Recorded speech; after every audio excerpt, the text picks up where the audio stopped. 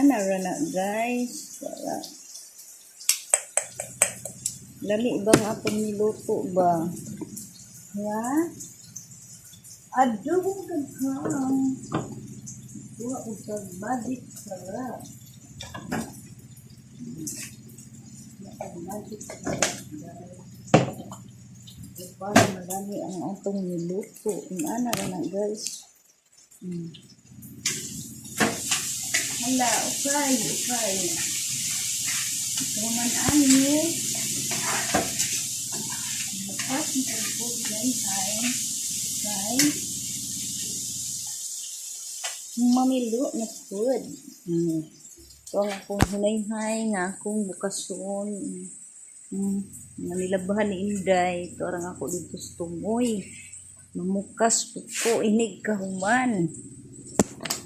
Hapit na ni mahuman. Sa tibuok balay. No? Sa tibuok balay na kuan. Nang hinlo sa tibuok balay. Human ana guys. Mana anong hinlo sa tibuok balay. Magsuroy lang ni. Ay na lang. Ay aming isa punta. Ana guys. Ang ana ra ng atong kinabuhi sa matag adlaw na to. Kinabuhi. Ayan.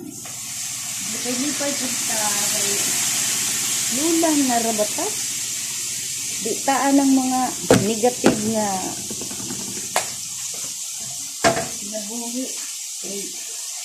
Ano magkaedad nito guys.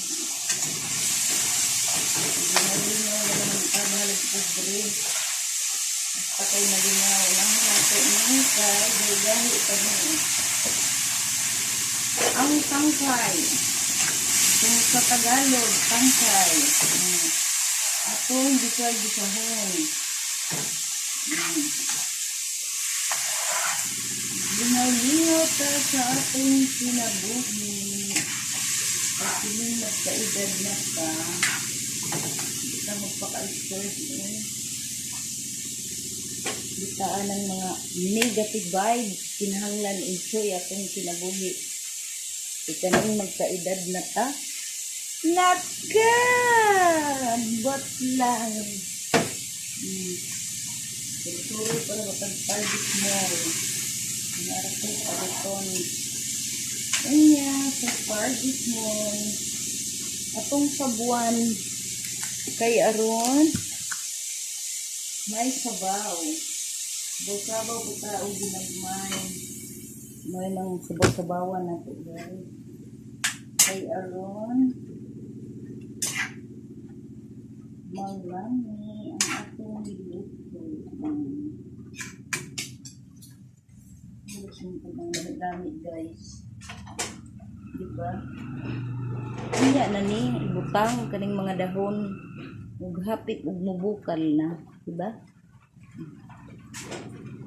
Ato saan takpan saan nato, diba? Atong takpan, mag-exercise tayo to.